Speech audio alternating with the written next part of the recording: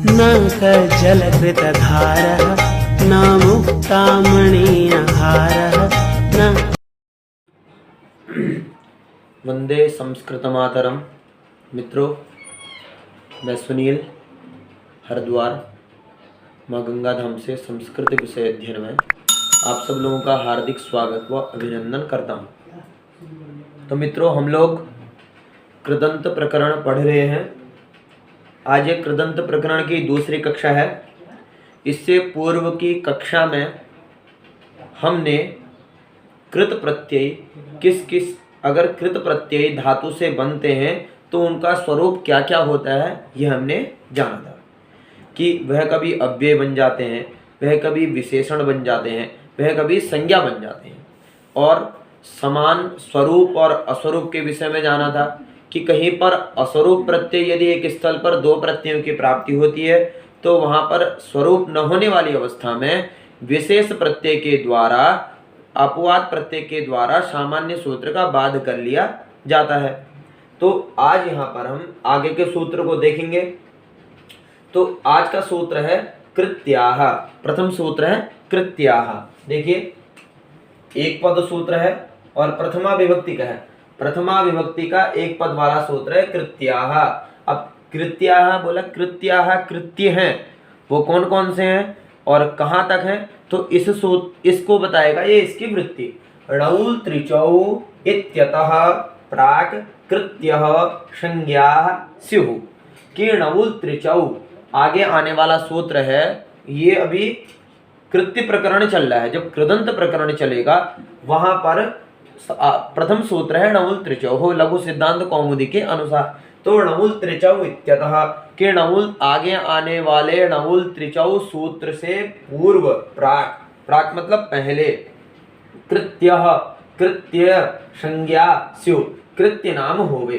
अतः णौल त्रिचौ सूत्र से पहले जितने भी प्रत्ययों का विधान इस कृत्य प्रकरण के अंतर्गत हो रहा है उन प्रत्ययों की क्या संज्ञा हो, कृत्य संज्ञा हो, अर्थात उन प्रत्ययों का कृत्य नाम रख दिया जाए। ऐसा इस सूत्र का अर्थ लक्षित होता है। तो अब देखिए कृत्य है कौन कौन से। तव्य, तव्यत, अनियर, केलिमर, यत, ण्यत और क्यम। ये जो 7 प्रत्यय हैं, इन प्रत्ययों को ही कृत्य प्रत्यय के नाम से जाना गया है।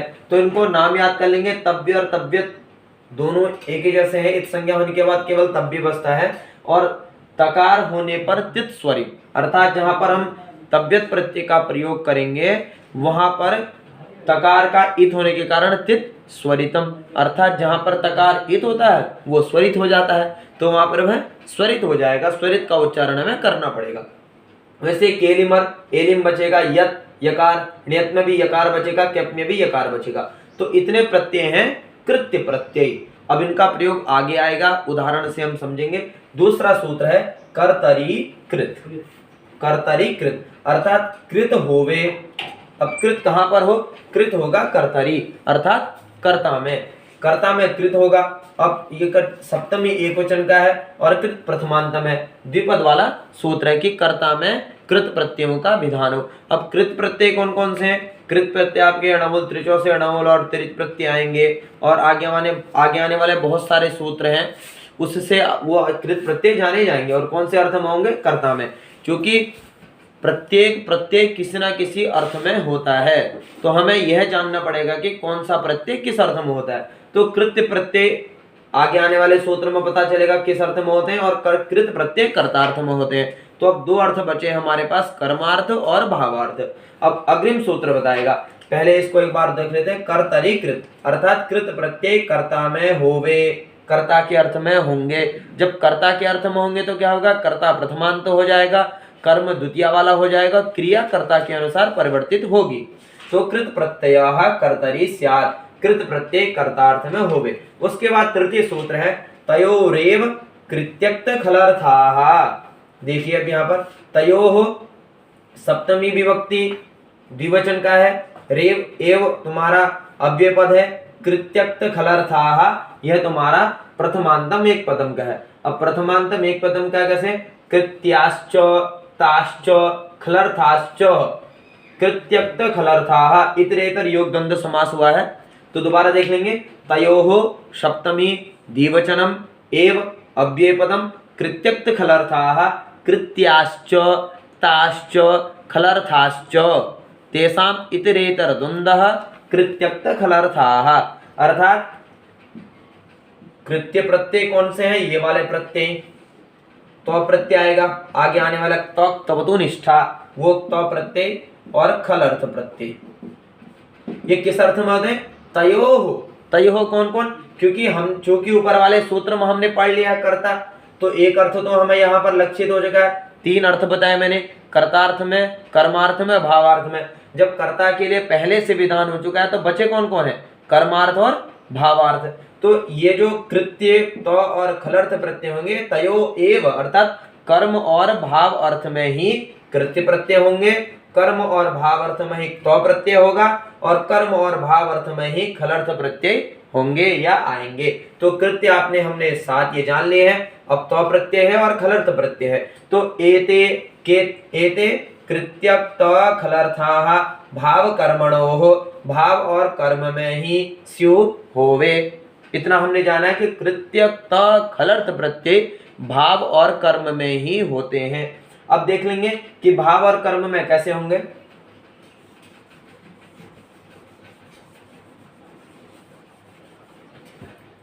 जब धातु अकर्मक होगी, जब धातु अकर्मक होगी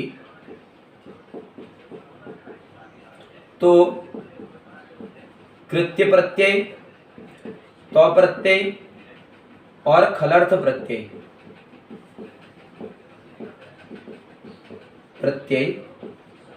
भाव अर्थ में होंगे, भावार्थ में होंगे, अर्थात भाव अर्थ में होंगे।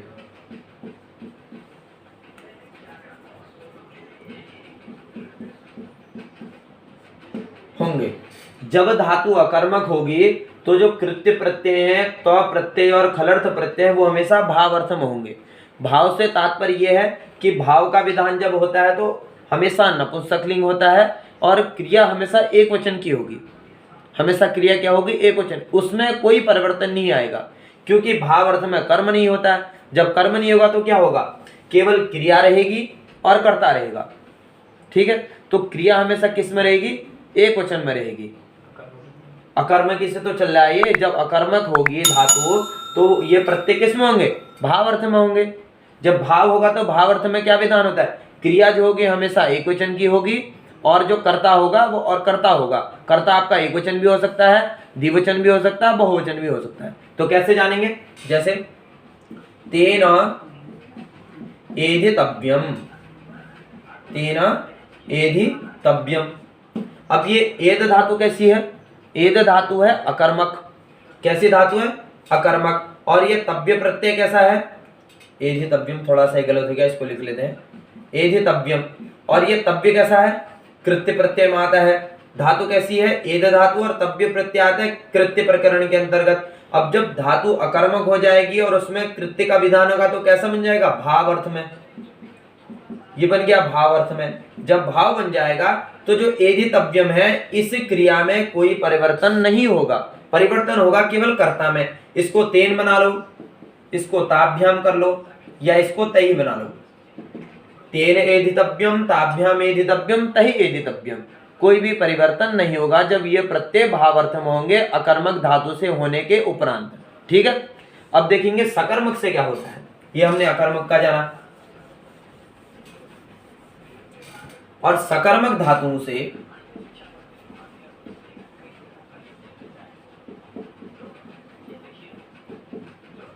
तो से कर्म अर्थ में ये कृत्य प्रत्यय, तो प्रत्यय और खलर्थ प्रत्यय होते हैं।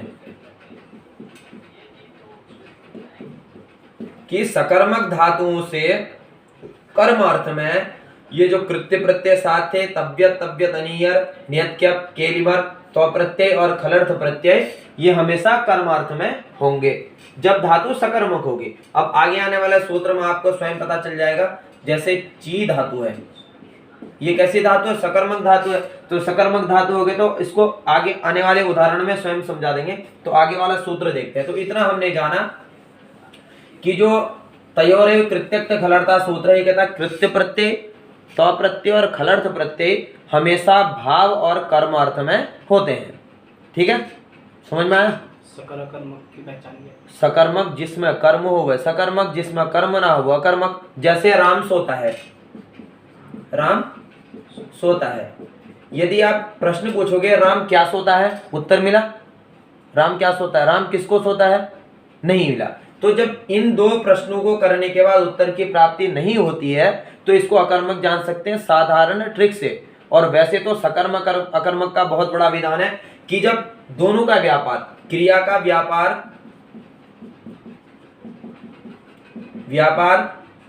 कर्ता के अधीन हो। किसके अधीन हो? कर्ता के अधीन हो।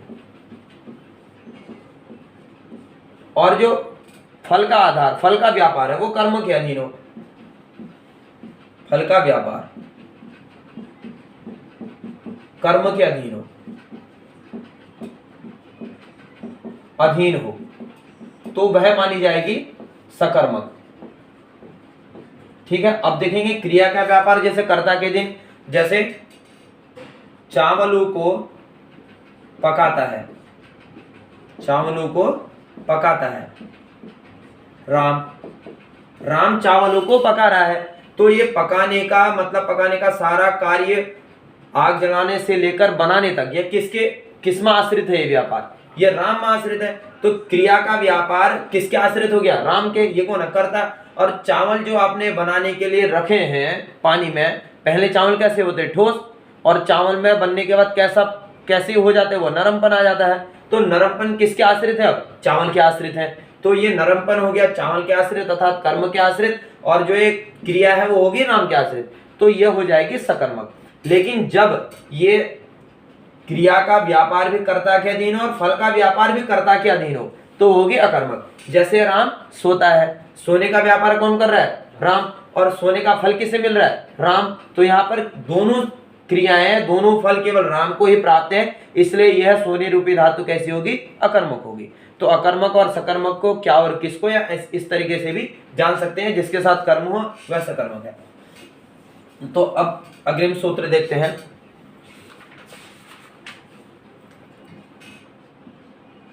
तव्यत, तव्य, अनियर, यह प्रथम तीन कृत्य प्रत्यय इसके अंतर्गत आ जाएंगे। यह है तव्यत प्रत्यय, तव्य प्रत्यय, अनियर प्रत्यय।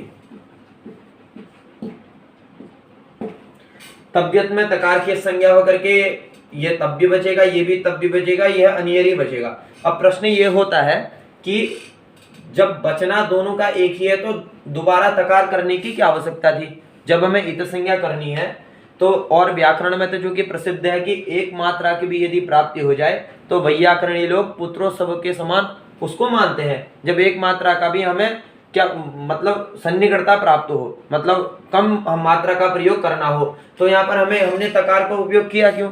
इसका प्रयोजन है तित स्वरितम, तित स्वरितम, अर्थात जिस धातु के साथ आप तव्यत का प्रयोग करोगे तो वह जो उदाहरण बनेगा वह स्वरित उच्चारण वाला बनेगा, उसको स्वरित की तरह करना होगा। इसलिए यहाँ पर तकार की आवश्यकता पड़ी है।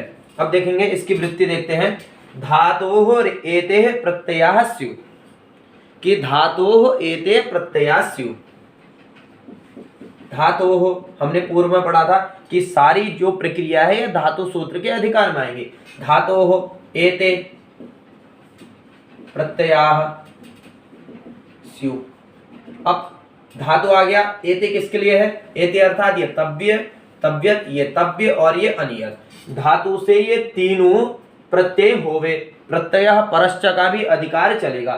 तो धातु से यह प्रत्यय होवे, कौन कौन से? तव्यत, तव्य और अनियर। इतना इसकी वृत्ति में का फिर है। अब इसका उदाहरण देखते हैं।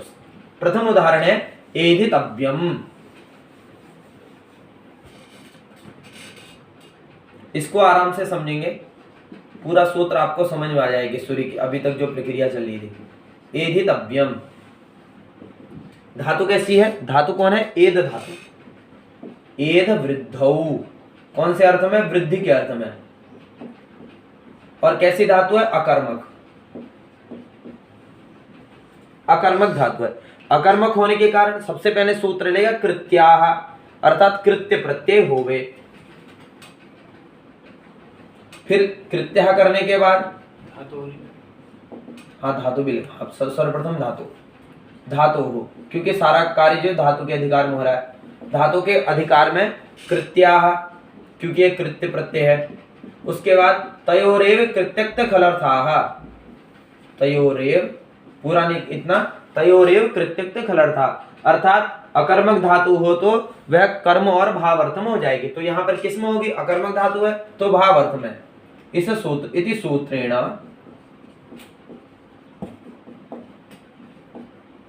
भावार्थे, भावार्थे कृत्य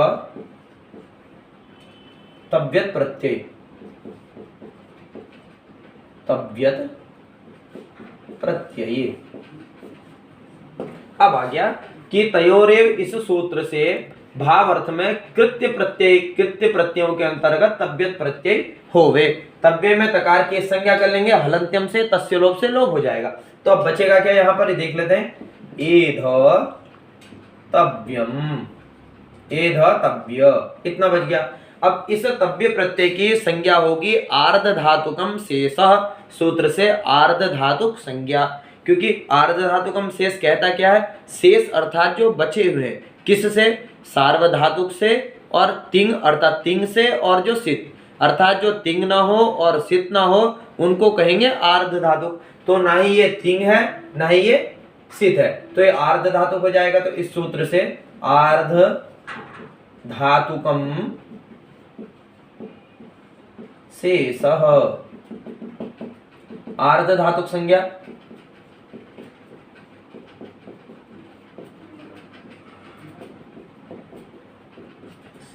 आर्ध धातुक संज्ञा करने के बाद सूत्र है आर्ध धातुकस्य इड बलादे, आर्ध धातुकस्य इड बलादे है।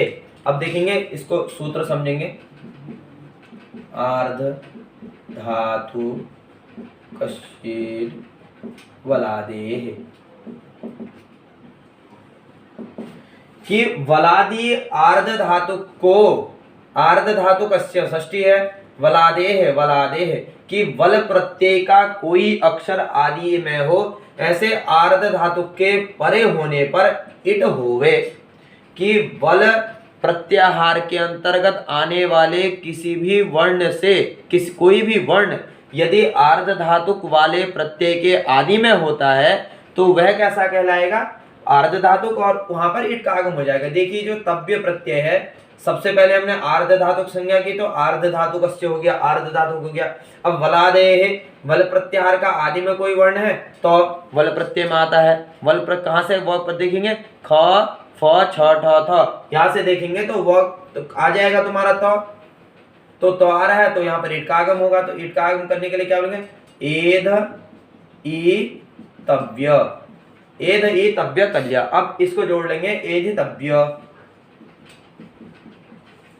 एधितव्य करने के बाद अब यह बन चुका है कृदंत, क्योंकि कृत प्रत्यय के अंतर्गत कृदंत प्रकरण में कृत्य प्रत्यय आते हैं और कृत आते हैं। तो ये कृत्य प्रत्यय अंत में है किसके? एध धातु के। तो अब बन जाएगा एधितव्य, कृदंत प्रकरण मानकर कृतद्धित समासाश्च।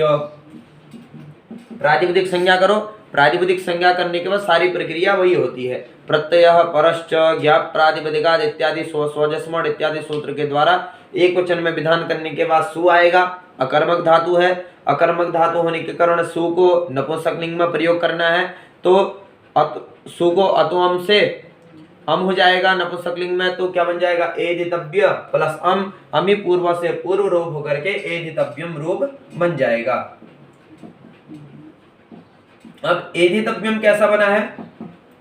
तव्य प्रत्यय वाला है, कृत्य प्रत्यय वाला और अकर्मक है, तो यह बन जाएगा भावार्थ में। और भावार्थ में होने के कारण उसके बाद एक पंक्ति है भावे औत्सर्गिकम एक वचनम क्लीवत्वम च। भाव अर्थ में औत्सर्गिकम अर्थात नित्य ही, क्लीबत्वम अर्थात नपुंसकलिंग में, एक वचनम अर्थात एक वचन में प्रयोग होता है। तो अब यहाँ पर देख लेंगे। अब इसको मिटा करके मैं आपको 2-3 इसके वाक्य जैसे प्रयोग कर सकते हैं वह देख सकते हैं कि तेन एधितव्यम, तेन एधितव्यम। यहां देखो भाई साहब, तेन एधितव्यम।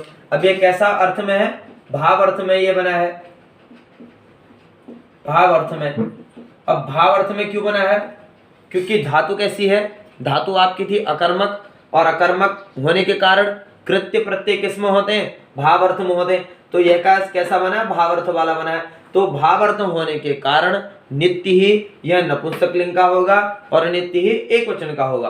तो अब देखिए कर्ता यह है तेन, तेना एधितव्यम अर्थात तुम्हें बढ़ना चाहिए, तुम्हें वृद्धि, तुमको वृद्धि प्राप्त होनी चाहिए, तेरे द्वारा वृद्धि प्राप्त कर ली जानी चाहिए। इस तरीके से अर्थ बना सकते हैं। अब तुम दोनों के द्वारा कर लो, ताभ्याम, तब भी एधितव्यम बना रहेगा, एधितव्यम, या एधनियम भी कर सकते हो, एधनियम भी कर लीजिए, एधितव्यम एधनियम वा। फिर तैह, ये तृतीया का हो गया, एधितव्यम, यहां भी ऐसा बना रहेगा, कोई परिवर्तन नहीं होएगा। तो हमने यह अकर्मक धातु से जाना है। अब देखेंगे सकर्मक धातु वाला कौन से अर्थ में होता है। तो अब देखिए, प्रत्ययों का प्रयोग हम इसलिए करते हैं अपने वाक्य में कि हमें सरलता हो सके। अगर हम यहाँ पर प्रत्यय का प्रयोग नहीं करते तो वहां पर क्या बनाते हम? अगर तेन का प्रयोग भी किया है तो या तो विधिलिंग बनाते, विधिलिंग के लिए वृद्धि का हमें पूरे तीनों वचनों में और तीनों पुरुषों में हमें रूप याद, क्रिया याद होगी, तब हम इस वृद्धि वाले अर्थ को लेकर के कोई वाक्य प्रयोग कर पाएंगे। लेकिन यदि हमें प्रत्ययों की जानकारी है तो हमें कहीं ना कहीं अपने वाक्य में सरलता मिल सकती है। अब देखिए, द्वितीय उदाहरण है चेतव्यः, चेतव्यः चयनीयः। दोनों उदाहरण को समझेंगे। अब ज्यादा विस्तार न देते हुए मैं केवल लिखूंगा नहीं और आपको वैसे ही बताऊंगा। धातु कौन सी है? चीय चयने, केवल इतना बता देता हूं, चीय चयने धातु है, चयन अर्थ में, चीय चयने चयन अर्थ में धातु है, और धातु है सकर्मक, धातु है सकर्मक। अब सकर्मक कैसे है वो भी जानेंगे। सकर्मक अभी वाक्य प्रयोग में आपको सकर्मक का पता चल जाएगा। तो चीय चयने धातु है, धातु होने के कारण धातु सूत्र के अधिकार में वही कृत्या लगेगा, और कृत्या लगने के बाद तयोरेव कृत्यक्त खलर्ता से कृत्य प्रत्यय सकर्मक में आ जाएगा, तो प्रत्यय हो जाएगा तव्य, तव्य या अनिय, अनिय बच जाएगा। और सारे प्रक्रिया करके ईटागम करके आर्ध धातुकम, आर्ध धातुक संज्ञा और आर्ध धातुक चेट बलादे से ईटागम करके बन जाएगा चेतव्यः। ये आपका उदाहरण सु इत्यादि करके विसर्ग करके चेतव्य बन गया। अब चेतव्यः क्या कर सकते हैं? तेन धर्म चेतव्यः,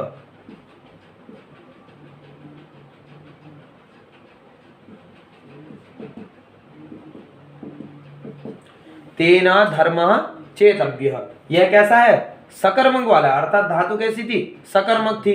तो ये कौन से अर्थ, किस अर्थ में बना है? कर्म अर्थ में बना है। तो कर्म अर्थ में होने के कारण वैसे तो जिस अर्थ में प्रत्यय होता है वह उक्त हो जाता है। तो यहाँ पर हम देख रहे हैं कि जो प्रक्रिया बनी है ये कर्म में बनी है। कौन से में? कर्म अर्थ में बनी है। किस सूत्र के अनुसार? तयोरेव कृत्यक्त खलर्था। जब कर्म अर्थ में प्रत्यय हुआ तो कर्म क्या हो जाएगा? उक्त हो जाएगा। तो कर्म कौन है? धर्म। तो धर्म उक्त हो जाएगा तो सारे कार्य किसके लिए होंगे? धर्म के लिए होंगे। तो धर्म के लिए अर्थ में सु आएगा, सु को विसर्ग होगा, तो धर्म कैसा बन जाएगा? प्रथमा विभक्ति एक वचन का रूप। क्यों बनेगा? क्योंकि जो प्रत्यय हो रखा है यहाँ पर तव्य प्रत्यय, ये कौन से अर्थ में हो रखा है? कर्म अर्थ में हो रखा है। कर्म अर्थ होने के कारण ही कर्म उक्त हुआ, और उक्त होने के कारण स्व इत्यादि का विधान करके इसको प्रथमा विभक्ति एक वचन का हमने बना लिया। तो तेन धर्मः चेतव्यः। अब यहाँ ये रूप बन गया। पहले प्रक्रिया क्या थी कि क्रिया हमेशा नपुंसकलिंग और एक वचन की हो रही थी। अब यहाँ पर ऐसा सिस्टम नहीं लेगा। अब यहाँ पर इसके अनुसार क्रिया परिवर्तित होगी। इसके अनुसार जो यहाँ पर कर्ता है यानी जो यहाँ पर कर्म है उसके अनुसार ही क्रिया परिवर्तित होगी। जैसे मया पुस्तकम पठनीयम, ठीक है, मया पुस्तकम पठनीयम।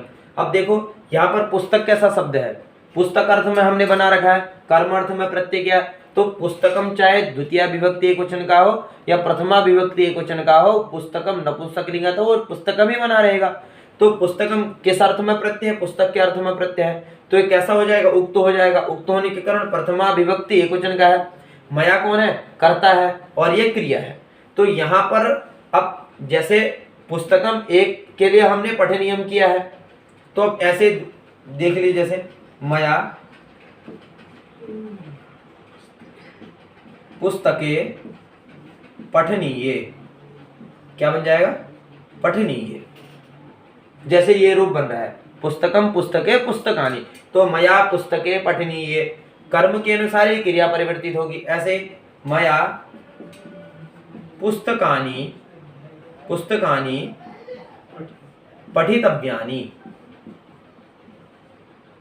पठितव्यानि, यहाँ पर पुस्तकानि कर्म प्रथमा विभक्ति बहुवचन का है, तो ये भी प्रथमा विभक्ति बहुवचन का हो गया। तो यहाँ पर सबसे पहले हमें जानकारी यह रखनी है कि प्रत्यय हम किस अर्थ में कर रहे हैं। जैसे एध प्रत्यय चाहिए अर्थ में बनता है, तो प्रत्यय करने के बाद हमें यह देखना है कि हम प्रत्यय करने के बाद इसको कर्मार्थ में बनाना चाह रहे हैं, भावार्थ में या कर्तार्थ में। तो क्योंकि अब धातु देखनी है, धातु कैसी है, सकर्मक होती है तो कर्म में हो जाएगा, अकर्मक होती है तो वहां में हो जाएगा। तो इतना हमने जाना। और कहीं कहीं पर यह प्रत्यय ये योग्य अर्थ में भी होते हैं और चाहिए अर्थ में भी होते हैं। अर्थात पठिन जो तव्यत प्रत्यय है, तव्य प्रत्यय है, इसके दो अर्थ हो जाएंगे, या तो योग्य अर्थ में प्रयोग करो या चाहिए अर्थ में प्रयोग करो। अब जैसे इसको योग्य और चाहिए का कैसे कर सकते हैं, तो या पठनीयः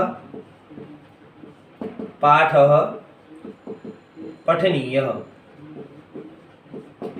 हमने देखिए उदाहरण में दो पठनियों का प्रयोग किया है, ठीक है, अनियर प्रत्यय करके के।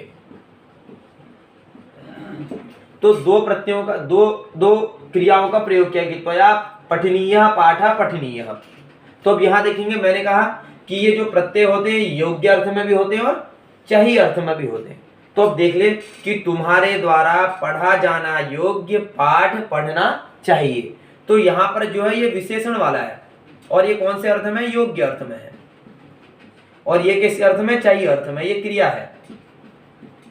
तो ये विशेषण अर्थ वाला होकर के योग्य अर्थ में बना है, ये क्रिया होकर के चाहिए अर्थ में, कि तुम्हारे द्वारा पढ़ा जाना योग्य, पढ़े जाने योग्य पाठ को पढ़ा जाना चाहिए। तो ये योग्य अर्थ हो गए, चाहिए। तो ऐसे ही अन्य प्रत्ययों के अर्थ को भी हम जान सकते हैं। तो मैं कोशिश करता हूं कि आज इस कक्षा को यहीं पर विराम दिया जाए। तो एक बार इस जो चेतव्य का बनाया था इसका उदाहरण हम देख सकते हैं कि त्वया धर्मः चेतव्य बना लिया था। तो ऐसे ही त्वया युष्माभ्याम धर्मः चेतव्यः युष्माभिः धर्मः चेतव्यः, इस तरीके से हम उदाहरणों का प्रयोग कर सकते हैं। तो जिस अर्थ में प्रत्यय होगा वो उक्त हो जाएगा, उक्त होने के कारण उसमें उस पे ही सारे कार्य होंगे, तो वह प्रथमा विभक्ति एकवचन का वह प्रातिपदिक माना जाएगा, और प्रातिपदिक मानकर उसमें ही सु इत्यादि का विधान हो पाएगा। तो मित्रों, आज की कक्षा को हम यहीं विराम देते हैं। नमः संस्कृताय।